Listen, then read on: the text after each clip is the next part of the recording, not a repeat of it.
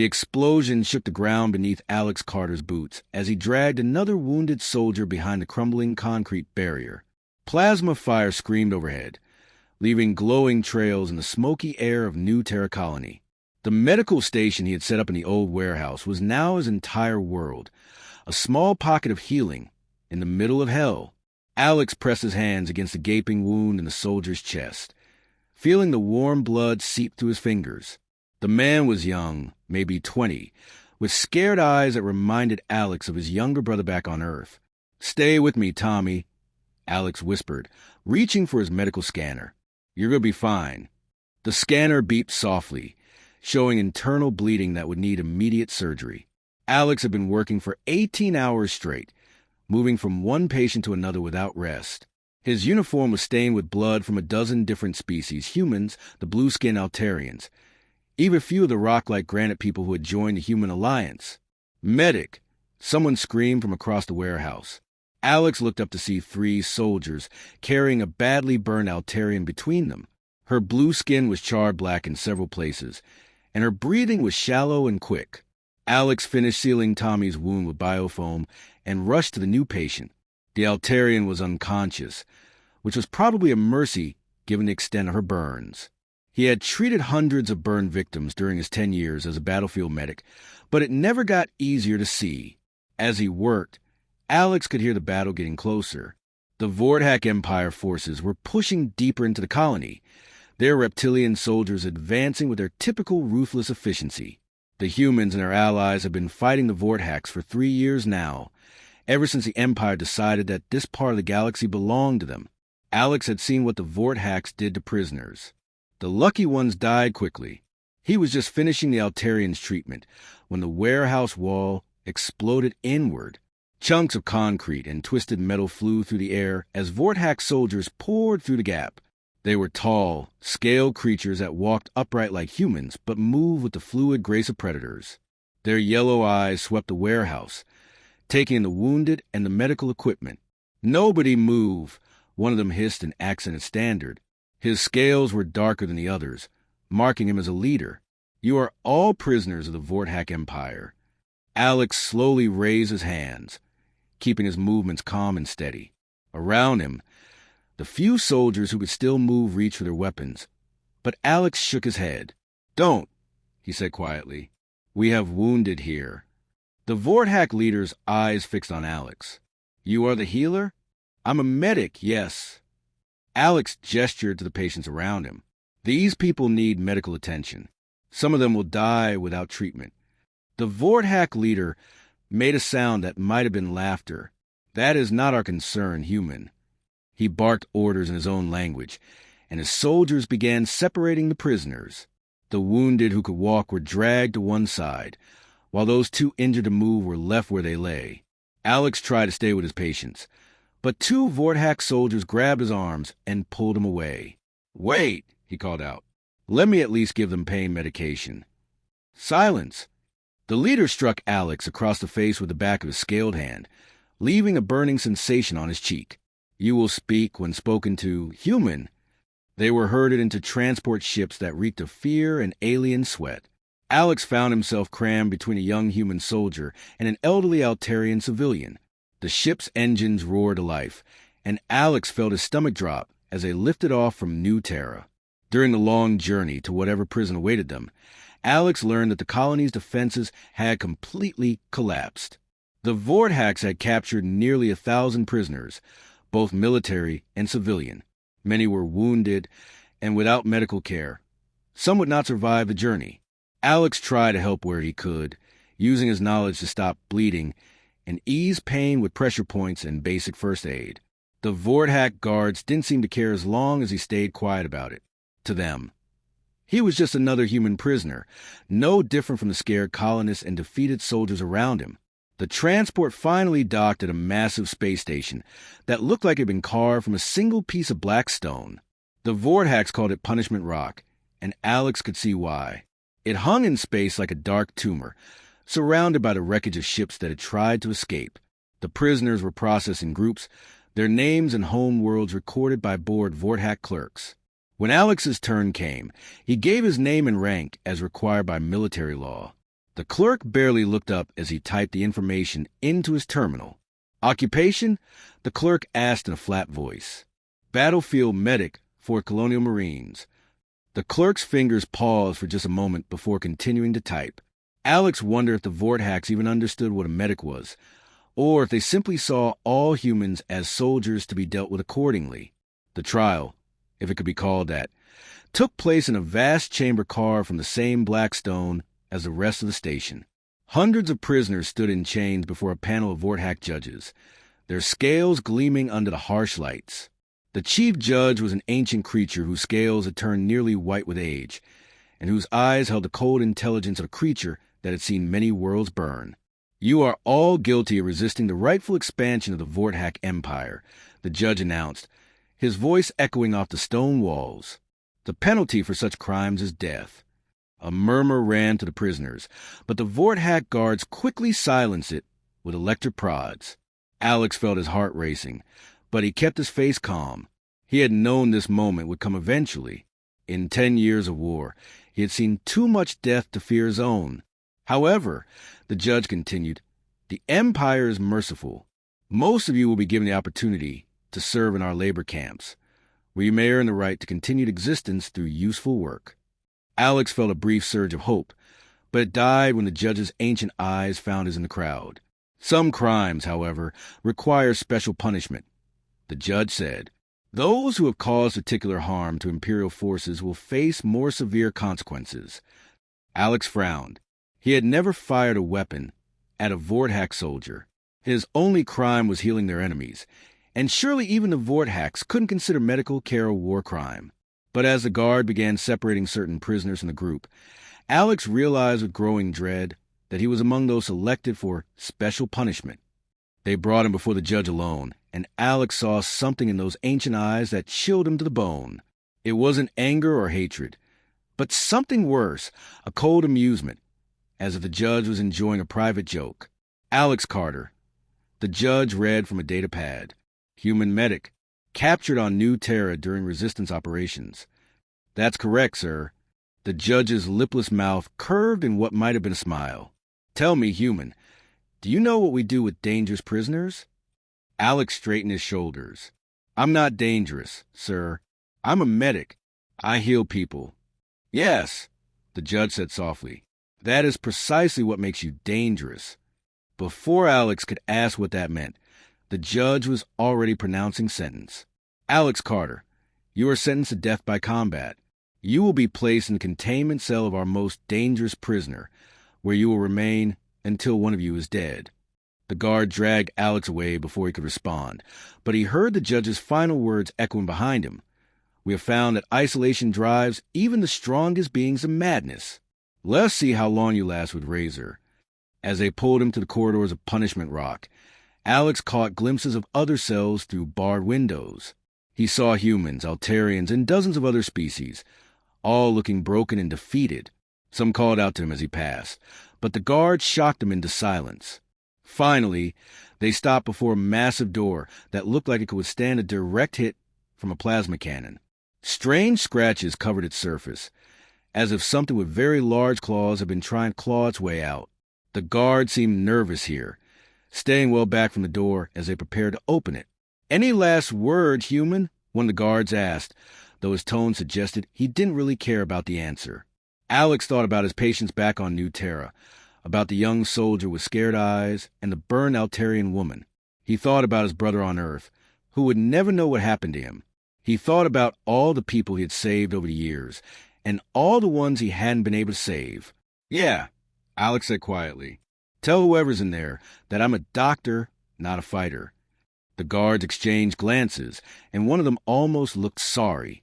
Then the massive door swung open with a grinding sound that seemed to echo from the depths of hell itself. Beyond it lay only darkness and the sound of something very large breathing in the shadows. They shoved Alex forward, and he stumbled into the cell. Behind him, the door slammed shut with finality that seemed to crush all hope, as his eyes adjusted to the dim light filtering through a single small window high above. Alex began to make out the shape of his cellmate. It was huge, easily 3 times the size of a human, with scales that gleamed like black metal in the shadows. Yellow eyes the size of dinner plates opened and fixed on Alex with predatory intelligence.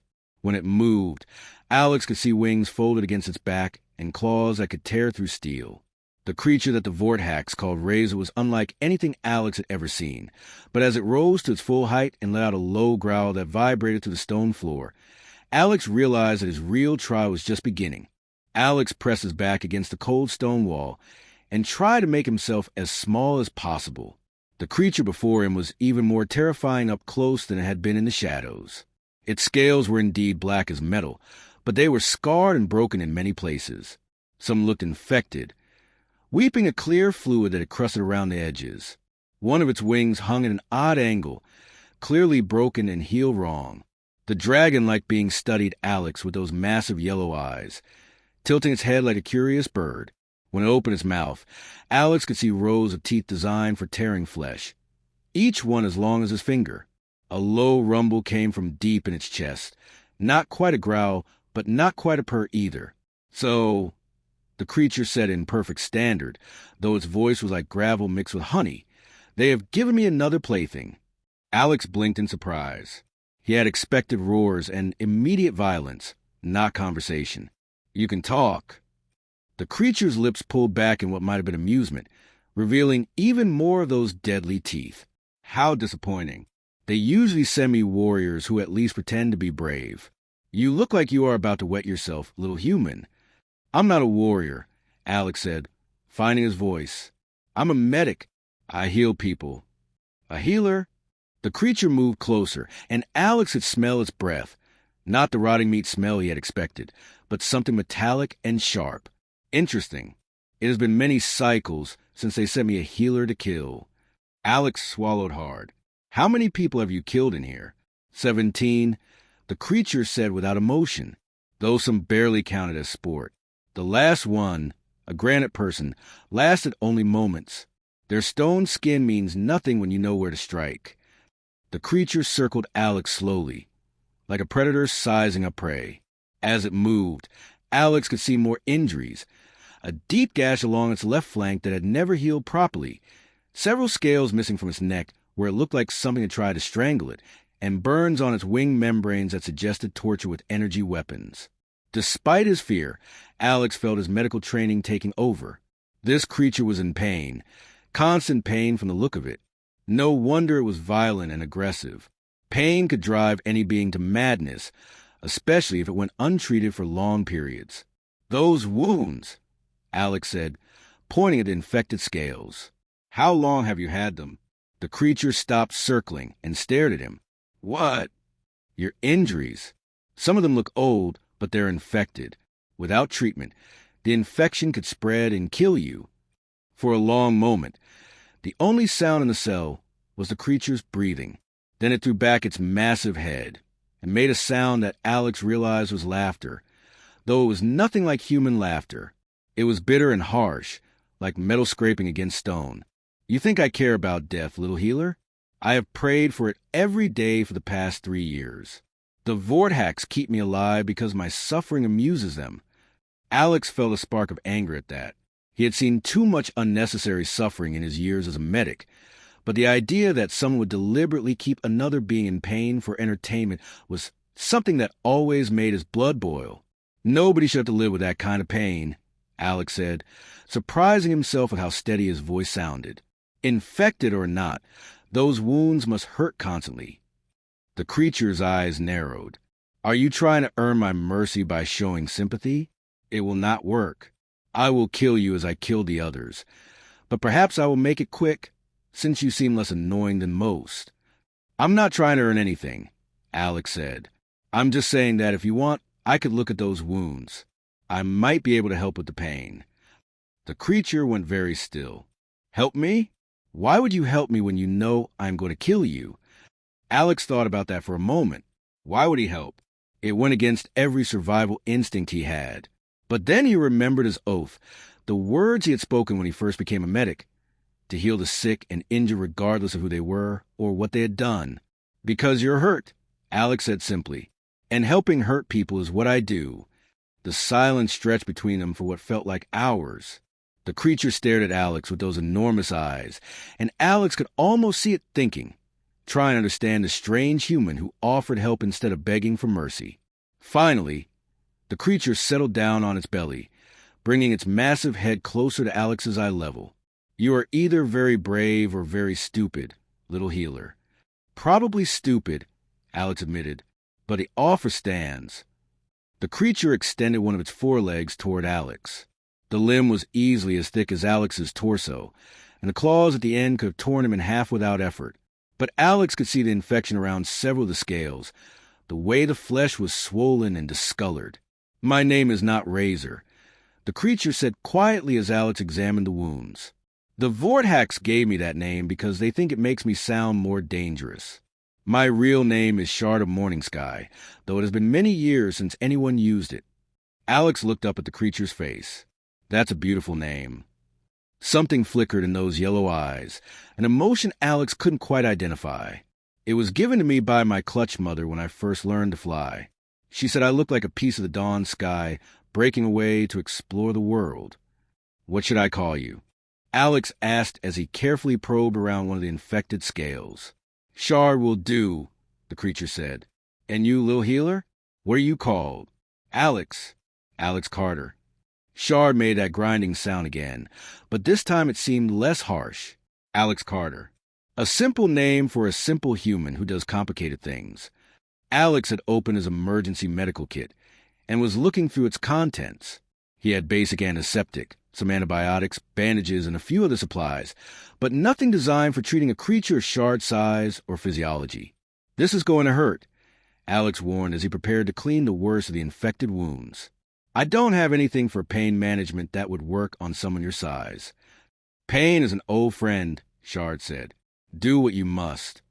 Alex began working on infected scales, carefully cleaning away the pus and dead tissue. Shard's breathing became heavier, and occasionally a low growl would escape from deep in his chest, but he remained perfectly still. Alex had treated many different species over the years, but never anything quite like this. Shard's physiology was fascinating, part reptile, part something else entirely. "How did you end up here?" Alex asked as he worked, partly to distract Shard from the pain, and partly because he was genuinely curious. "I was a war priest of my people," Shard said, his voice tight with controlled pain. "We called ourselves the Drachmarie, the Star-Touched. We were explorers and healers, not warriors, but when the Vortex came to our world, we had no choice but to fight." Alex paused in his work. "Healers? Your people were healers.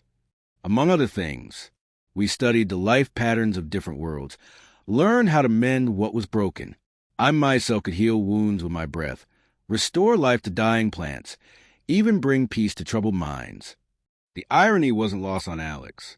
Here he was, a human healer, treating a member of an alien race of healers who had been turned into a weapon by their captors.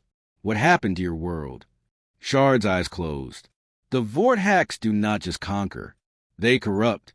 They took our young ones and twisted them, made them into weapons against their own people. They poisoned our healing pools and burned our sacred groves.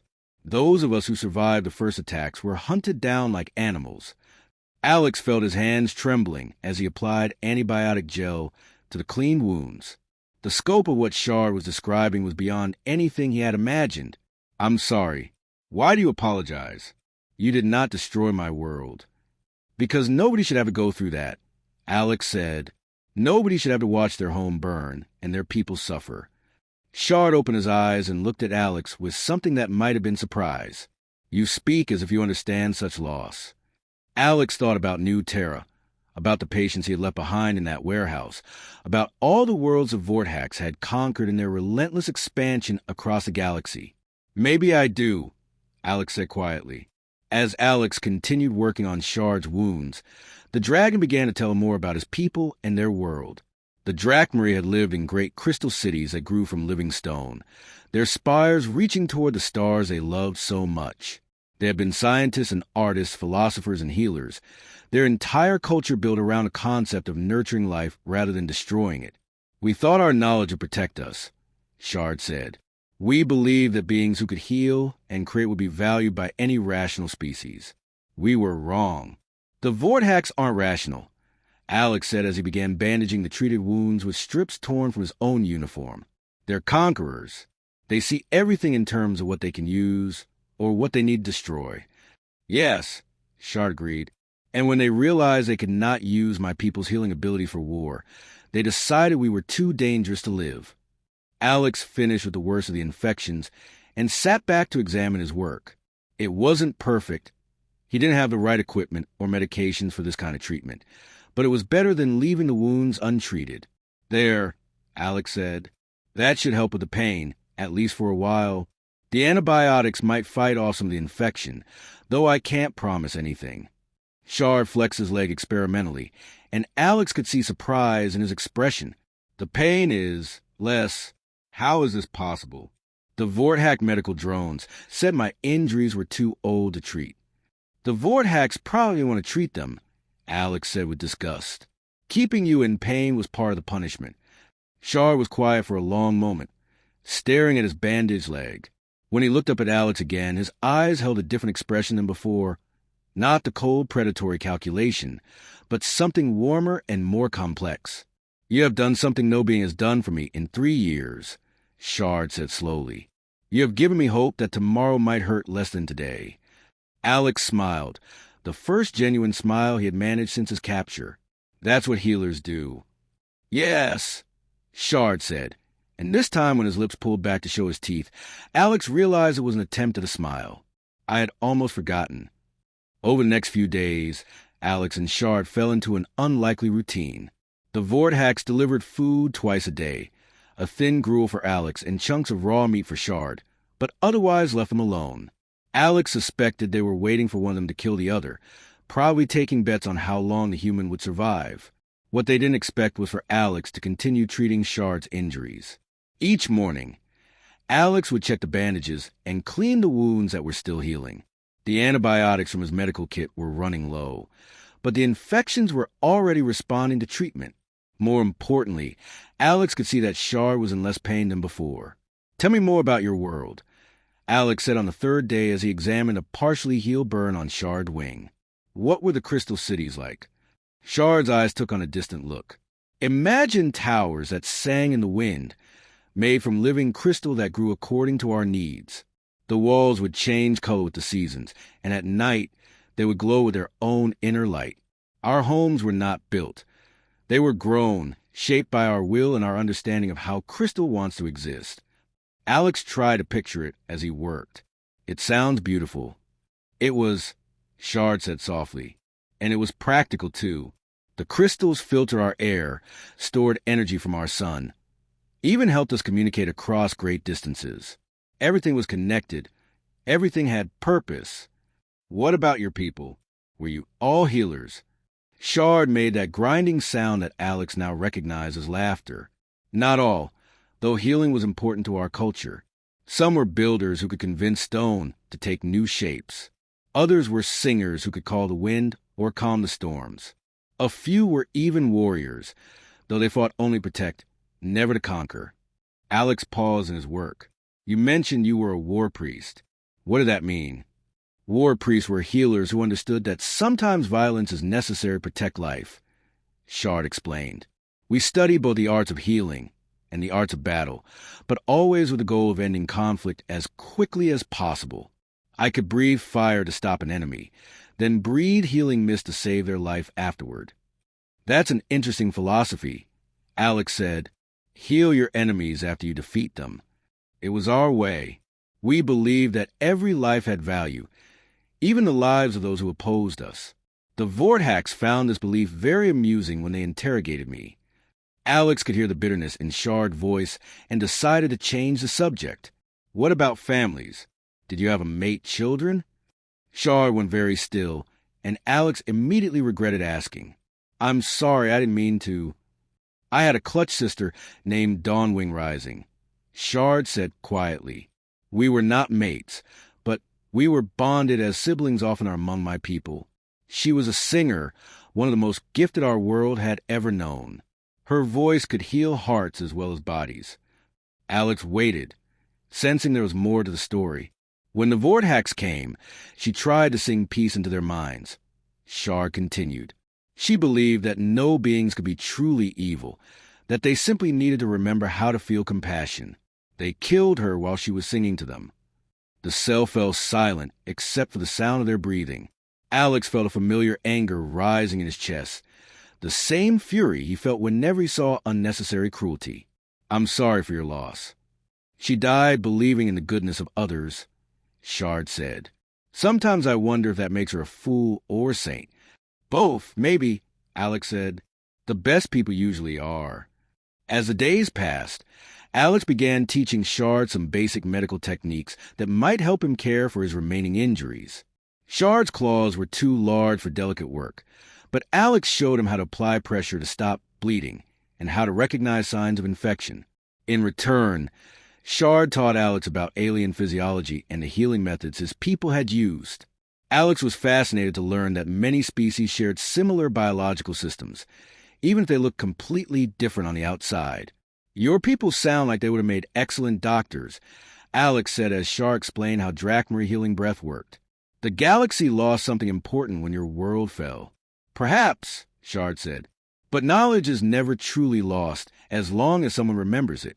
I will teach you what I can, and perhaps someday you will teach others." It was on the 5th day that their growing friendship attracted unwanted attention. Alex was showing Shard how to tie a proper bandage using strips of cloth when he heard footsteps in the corridor outside their cell. The footsteps were different from the usual guard patrols, heavier, more purposeful. The viewing slot in their door slid open, and Alex saw a pair of yellow Vorthak eyes peering in at them. These eyes were different from the ordinary guards. Colder, more intelligent. After a moment, the slot closed and the footsteps moved away. "That was not a regular guard," Shard said, his voice tense. "Those eyes belonged to someone important." "How can you tell?" The pupils were fully dilated, and the scales around them were darker. Among Vorthaks, that indicates high rank and advanced age. Whoever that was has been in power for a long time. Alex felt a chill of worry. "Do you think we're in trouble?" "We have been in trouble since the moment we arrived here," Shard pointed out. "But yes, I think our situation may be about to become more complicated." They didn't have to wait long to find out what the visitor wanted. The next morning, instead of the usual food delivery, their cell door opened to admit 4 Vorthak guards and a figure Alex had never seen before. This Vorthak was clearly ancient. His scales faded to a dull bronze color and marked with scars that spoke of countless battles. He wore a uniform covered in medals and insignia, and when he moved, the guards around him jumped to attention. His eyes were the ones Alex had seen at the viewing slot, cold, calculating, and far too intelligent for comfort. "I am Commander Voss," the ancient Vorthak said, his voice carrying the authority of someone used to being obeyed without question. "I am the warden of this facility." Alex and Shard remained silent, watching Commander carefully. Alex noticed that even Shard seemed tense in the presence of this creature. "Imagine my surprise," Commander Voss continued, "when my guards reported that our most dangerous prisoner has not killed his latest cellmate. More than that, they tell me the human has been providing medical treatment to the beast." "His name is Shard," Alex said before he could stop himself. Commander Voss turned those cold eyes on Alex, studying him like a scientist examining an interesting specimen. "The human speaks. How refreshing. Most prisoners beg or cry when I visit them. You seem remarkably calm for someone facing certain death." "Death comes to everyone eventually," Alex said, trying to keep his voice steady. "Fear won't change that." "Wise words," Commander Voss said. "Tell me, human, what is your name and occupation?" Alex hesitated. Something about the way the commander asked the question suggested he already knew the answer, or at least suspected it. But lying would only make things worse if he was caught. "Alex Carter, battlefield medic for Colonial Marines." Commander Voss nodded slowly. "A medic. That explains your behavior, though it raises other questions. Tell me, Medic Carter, how many beings have you treated in your career?" "I don't keep count," Alex said. "Hundreds, maybe thousands." "And how many of those were non-human?" Alex frowned. Where was this going? "Many. I treat anyone who needs help, regardless of species." "Including enemies?" "Including enemies," Alex confirmed. Medical ethics don't change based on politics. Commander Voss made a sound that might have been approval. Interesting. And you, beast, he said, turned to Shard. What do you make of this human who treats your wounds while knowing you plan to kill him? Shard's eyes narrowed dangerously. I make nothing of him that would interest you, Vorthak. Come now, Commander Voss said, his tone almost friendly. Surely you can appreciate the irony. A human healer treating a Drachmarie war priest, working together despite being natural enemies. It's almost poetic. Alex felt his blood run cold. The commander knew who Shard was, knew his species and his background. That could only mean bad things for both of them. What do you want? Alex asked. Commander Voss smiled, showing teeth that were sharper than those of the regular guards. Direct. I like that. What I want, Medic Carter, is to make you an offer. I'm listening. My medical staff has been having difficulties lately. Combat injuries from our expansion campaigns, diseases picked up from newly conquered worlds, that sort of thing. They could use someone with your diverse experience. Alex stared at the commander. You want me to treat Vorthak soldiers? Among others. In exchange, I would be willing to improve your living conditions. Better food, medical supplies, perhaps even a proper medical facility to work in. And if I refuse? Commander Voss gestured to Shard. Then you remain here with your new friend until one of you kills the other. I'm told the smart money is on the dragon, though you've lasted longer than most expected. Alex looked at Shard, trying to read the expression in those massive yellow eyes. He could see anger there, and something else, a warning perhaps? Shard had lived under Vorthak rule for 3 years. He would know better than anyone what their promises were worth. I'll need time to think about it, Alex said. Of course, Commander Voss said. Take all the time you need. I'll return tomorrow for your answer. The commander and his guards left, sealing the cell door behind them. Alex and Shard sat in silence for a long time, both lost in their own thoughts. Finally, Shard spoke. He knows who you are. What do you mean? The way he looked at you, the questions he asked. Commander Voss has lived for over 2 centuries. He didn't rise to his position by being careless or ignorant. If he's making you this offer, it's because he has discovered something about your past that he finds valuable. Alex felt a chill of fear. His reputation as a healer of Kandros was something he had tried to keep quiet, but military records had a way of following a person around. Even if he does know, Alex said, what choice do I have? If I refuse, we both die. If I accept, at least I might be able to help people again. Help people, yes, Shard said grimly. But which people, and at what cost? Alex didn't have an answer for that. And as the hours passed, he began to realize that his simple choice between life and death had become something much more complicated and dangerous. Alex spent the night staring at the ceiling of their cell, unable to sleep. Beside him, Shard lay curled in the corner, his breathing deep and even, but Alex could tell the dragon wasn't sleeping either. The offer from Commander Voss hung between them like a poison cloud, impossible to ignore. When morning came, Alex had made his decision. He couldn't let Shard die because of his principles, no matter how important those principles were to him.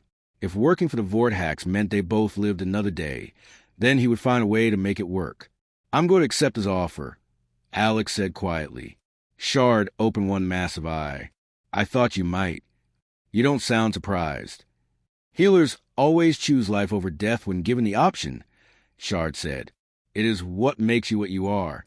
But Alex, you must understand what you are agreeing to. I'll be helping wounded Vorthak soldiers. I know it's not ideal, but it is not just about the soldiers, Shard interrupted. Commander Voss is not offering you this position out of kindness. He wants something specific from you, something he believes only you can provide. Before Alex could ask what Shard meant, the cell door opened again. Commander Voss entered with the same 4 guards as before, but this time he was carrying a data pad. His cold eyes fixed on Alex immediately. Have you reached a decision, Medic Carter? I accept your offer, Alex said, trying to sound more confident than he felt. Excellent, Commander Voss said, but there was something in his expression that made Alex's stomach twist with worry.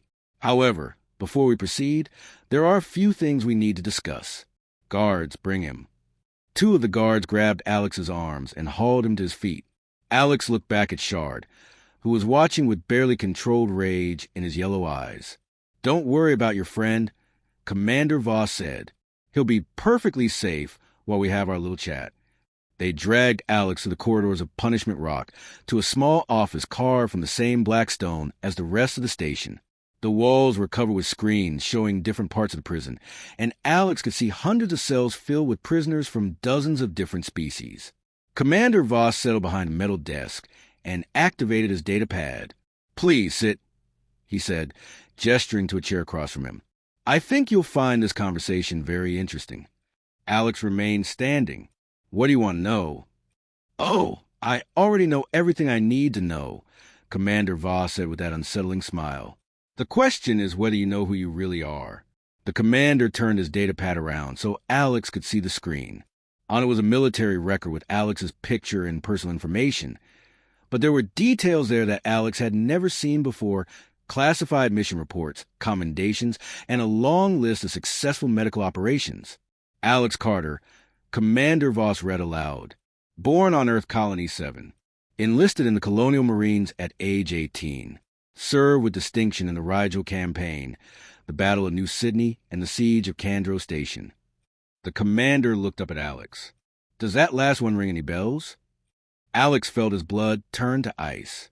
I don't know what you're talking about. Don't you? Commander Voss touched the screen, and a new file opened. This one contained news reports and military dispatches about the siege of Candro Station. Alex saw his own face in several of the photos, but the headlines made him want to run and hide. Miracle Medic saves thousands during Candro's siege. The Healer of Candros, one man's impossible mission. Human doctor unites 3 species in desperate battle. The Healer of Candros, Commander Voss said softly. That's what they called you, isn't it? The human medic who spent 72 hours straight treating wounded from 3 different species, who performed surgery in bomb shelters while the station was under attack, who convinced enemies to work together by showing them that healing knows no boundaries. Alex closed his eyes. He had hoped that story would never follow him, that he could just be another medic doing his job. But apparently, his reputation had spread farther than he had ever imagined. According to these reports, Commander Voss continued, you saved over 2,000 lives during that siege. Humans, Altarians, and even some of our own soldiers who had been taken prisoner. You treated everyone equally, regardless of which side they fought for. I was just doing my job, Alex said quietly. Were you? Commander Voss leaned forward. Because according to this, you also convinced the Altarian commander to share medical supplies with human forces, and persuaded a group of captured Vorthak soldiers to help defend the medical stations they were being treated in. That sounds like more than just medical care to me. Alex opened his eyes and looked at the commander. What's your point?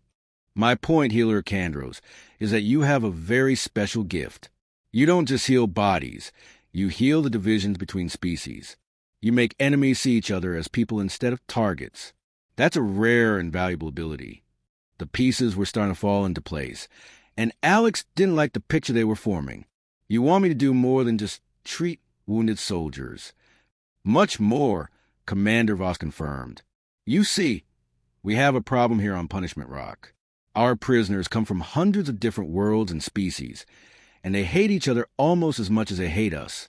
This makes them difficult to manage and impossible to use effectively. Use for what? Commander Voss waved a hand dismissively. Labor, mostly. Mining operations, construction projects, that sort of thing. But when species won't work together, productivity suffers. We need someone who can convince them to cooperate. Alex felt sick. You want me to make your prisoners work better for you. I want you to help them see that cooperation is in their best interests, Commander Voss said. Think of it as therapy. You'll be healing their psychological wounds, helping them overcome their prejudices and fears. By making them better slaves for the Vorthak Empire, Commander Voss's expression hardened. By keeping them alive and useful, instead of letting them rot in their cells. Would you prefer we execute them all? Alex didn't answer, but his silence seemed to satisfy the commander. I thought not, Commander Voss said. You'll start tomorrow.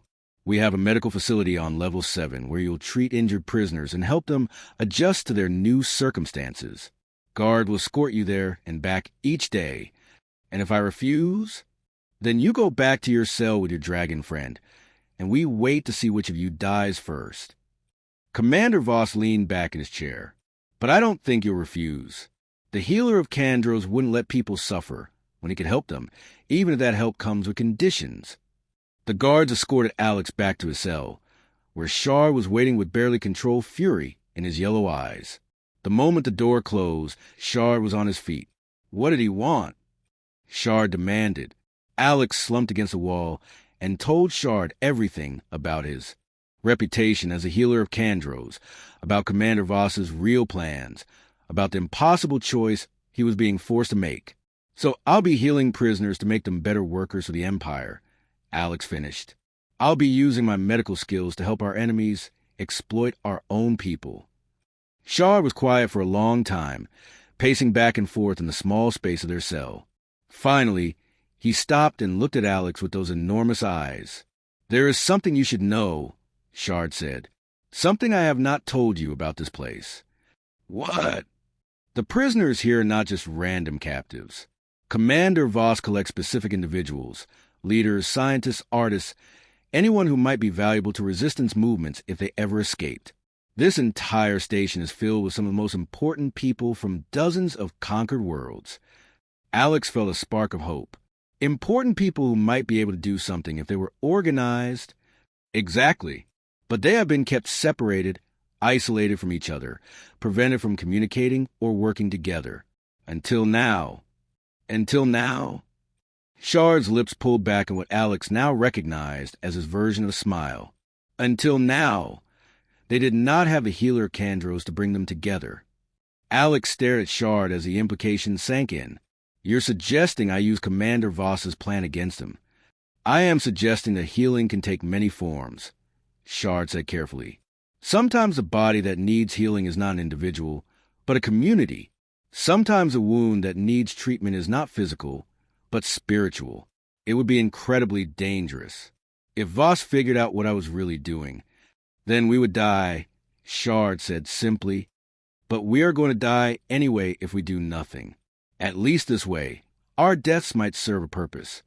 Alex thought about all the prisoners he had seen in the corridors, about the fear and despair in their eyes.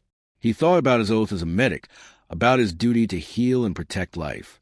And he thought about Commander Voss's cold smile, and the way he talked about using people like tools.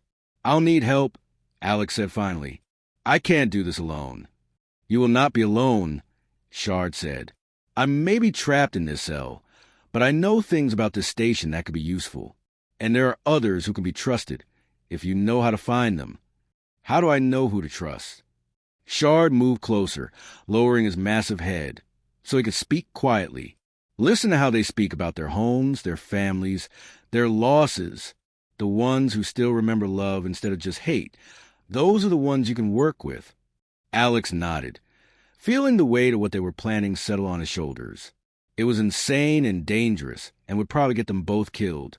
But it was also the right thing to do, and sometimes that was the only choice that mattered.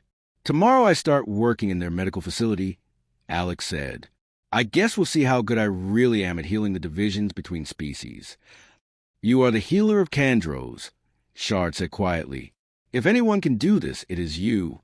Alex hoped Shard was right, because if he was wrong, a lot of good people were going to pay the price for his failure. The medical facility on level 7 was larger than Alex had expected, with 20 beds and equipment that looked almost new. It was clear that Commander Voss took good care of his tools, and Alex realized with bitter irony that he was now one of those tools.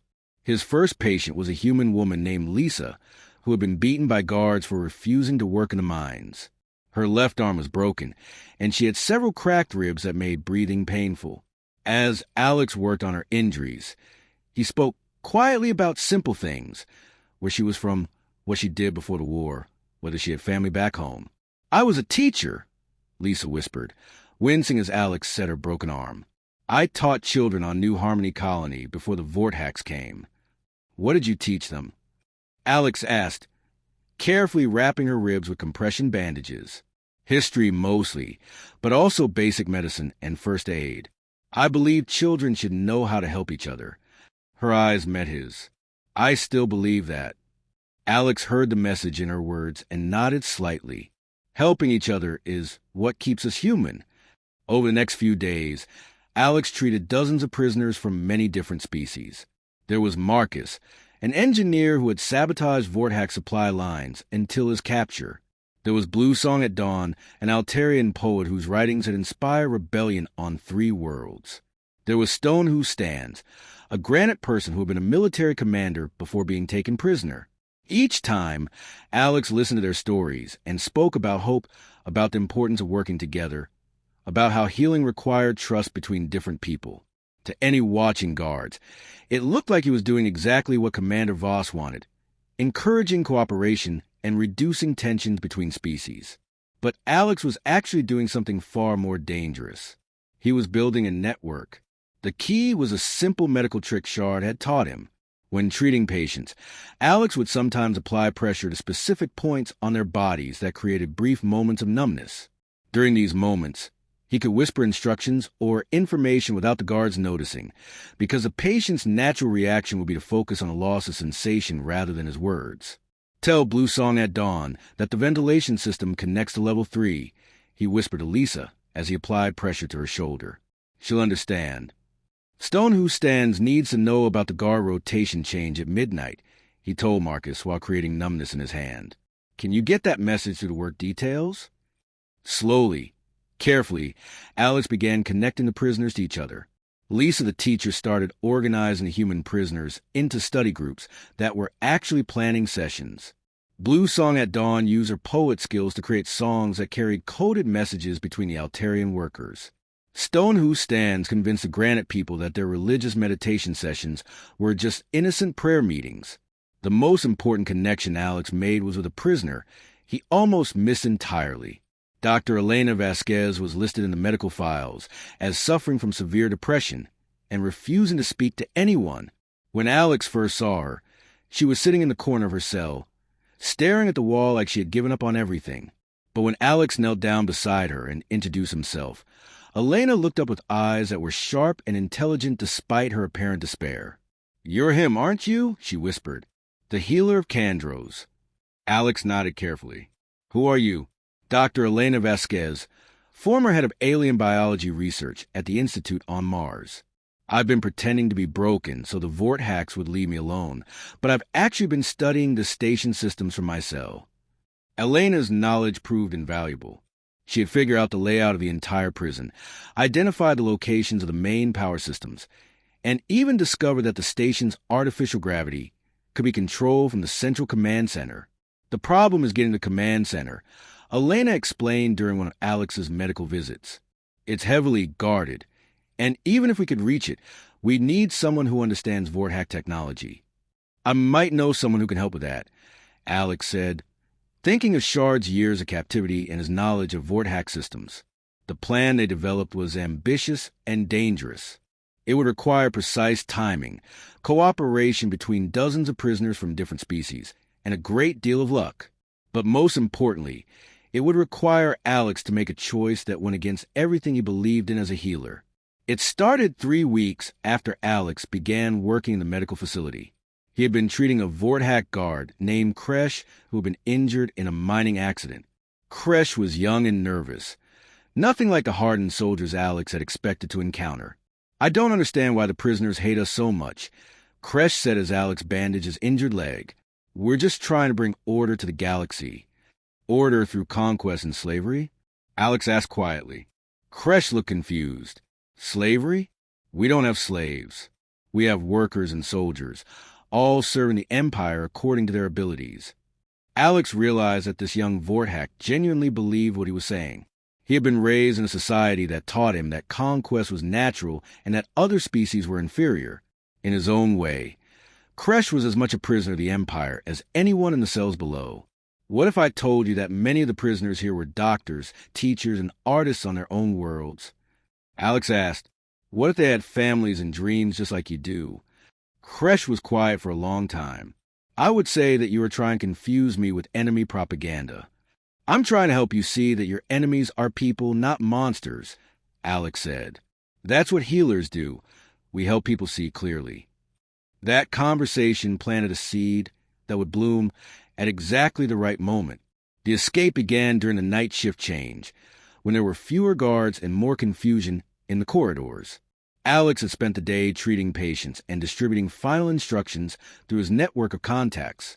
Elena had identified the exact moment when the power grid would be most vulnerable, and Stone Who Stands had organized the Granite people to create a diversion in the mining levels. Alex's part in the plan was the hardest. He had to get a shard cell and free his friend, then make their way to the command center, where Elena would be waiting with a team of engineers and technicians.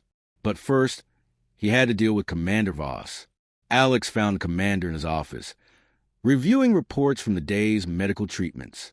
Voss looked up as Alex entered, and his cold eyes immediately noticed that Alex wasn't supposed to be there. Medic Carter, Voss said carefully, "You seem to be out of your assigned area."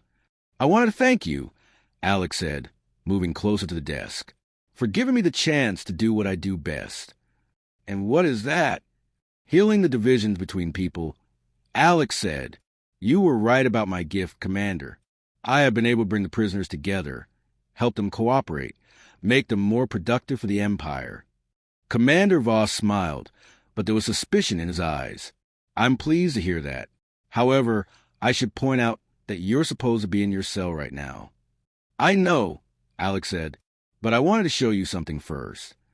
Alex pulled out a small device that Elena had built from scavenged medical equipment. It looked like a standard medical scanner, but it was actually a sophisticated electromagnetic pulse generator. When Alex activated it, every electronic system in the commander's office shut down at once. "What have you done?" Voss demanded, reaching for his weapon. "I've healed the sickness in this place," Alex said. "The sickness of cruelty and oppression, and the belief that some lives matter more than others." Alarms began blaring throughout the station as the prisoners put their plan into motion. The lights flickered and went out, replaced by the dim red glow of emergency power. In the distance, Alex could hear the sounds of fighting as the various species worked together to overwhelm their guards. Commander Voss drew his plasma pistol and pointed it at Alex. "You have made a serious mistake. Human, even if your friends escape, you will not live to see it." "Maybe not," Alex said, "but at least I'll die knowing I kept my oath." "Your oath?" "To do no harm," Alex said, "keeping people prisoner, using them as slaves, torturing them for entertainment. That's harm. Real harm. I couldn't heal anyone while allowing that to continue." Before Commander Voss could fire, the office door exploded inward and Shard burst through in all his terrible glory. The dragon had grown stronger during his weeks of proper medical care, and his fury at seeing Alex threatened was like a force of nature. Commander Voss fired at Shard, but the plasma bolt bounced harmlessly off the dragon's scales. Shard's claws closed around the commander's throat, lifting him off the ground with casual ease. "Wait," Alex said. "Don't kill him." Shard looked at Alex in surprise. "This creature has caused immeasurable suffering. He deserves death." "He deserves justice," Alex said. "But we're not executioners. We're healers, remember?" Shard held Commander Voss for a moment longer, then dropped him to the floor. "Your mercy may be a mistake, Alex." "Maybe," Alex said, "but it's who we are." They left Commander Voss unconscious in his office and made their way to the command center, where Elena and her team had taken control of the station systems. The artificial gravity was flickering on and off, making movement difficult for the guards but easier for the prisoners who had been expecting it. The escape itself was chaotic and dangerous, with running battles in the corridors and desperate fights at key choke points. But the thing that made it successful was the cooperation between species that Alex had fostered. Humans and Altarians fought side by side.